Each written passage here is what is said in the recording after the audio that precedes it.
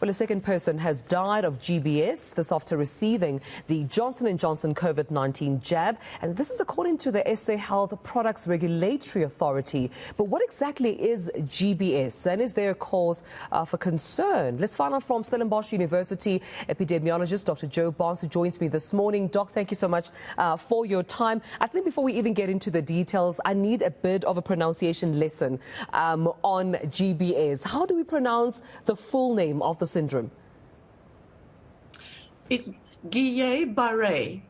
Guillain-Barre. It's two French words, and it's quite difficult to say, and we will just call it GBS. It's much easier for you. Much easier. I'm sure everybody who knows the real pronunciation was just rolling their eyes at me, saying, okay, let's get Dr. Joe Barnes to give us the right pronunciation. Thank you for that, Doc. But it is a concern because we have reported a second person, at least according to the SA Health Regulatory, telling us that this is a concern. A second person now having died after receiving their Johnson & Johnson vaccine. Is there reason to be worried and concerned due to this new stat?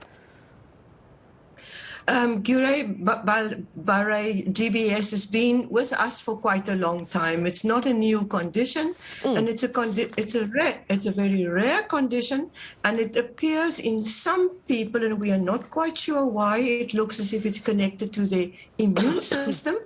It appears in people who have had within the last 6 weeks some kind of an infection, mostly either flu or gastrointestinal infection. And it actually, in broad terms, happens when that person's immune system turns on itself. In other words, it attacks, instead of it attacking the organisms that make you sick, it attacks your body. And in this case, it attacks the nervous system. So it causes nerve damage. Yeah. So according to you, you've been with us for quite a long time, but in the context of the Johnson & Johnson jab, is there a direct link between GBS and the vaccine?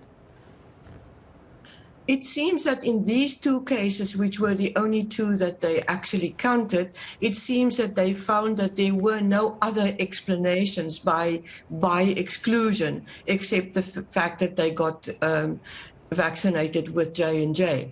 It is, let us not forget how rare it actually is. There's been 9.2 million vaccination doses of J&J up to yesterday, according to the official sources. We've had over all this time just these two cases.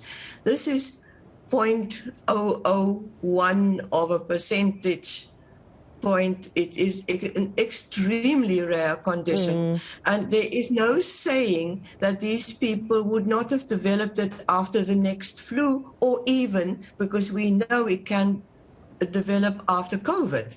Right. So it is not necessarily to say, and I don't want to sound as if I'm making excuses, but I'm deeply concerned that people will now latch onto this yet again, not to get vaccinated, because there are now these two rare situations. It is a disaster for the loved ones of these people who passed away, but there were only these two, while the 9.2 million vaccinations saved many, many more lives. I do have to tell you that the risk to your body and your nervous system from COVID is many times larger than this. Right.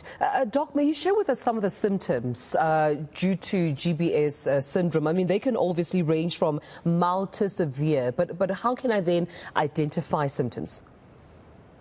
It starts with, in most cases, with pins and needles feeling and a feeling of weakness, like in your fingers and toes, and then ankles and the arms and the legs, eventually affecting the whole body.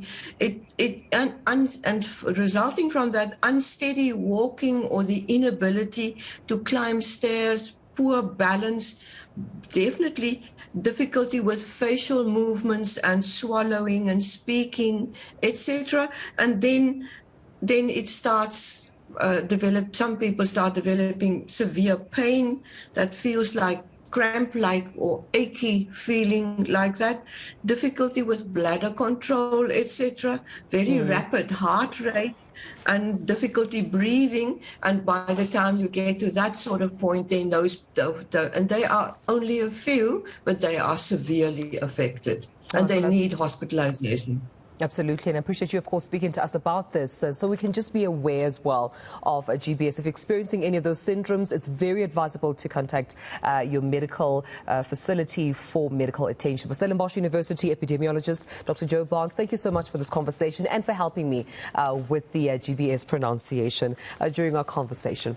All right, let's move to this now. The president has come, he has seen, he's also made promises, but he also left. And we don't know if they will be fulfilled. But judging by the victims of the KZN floods, it's looking bleak. But we hold a thumb.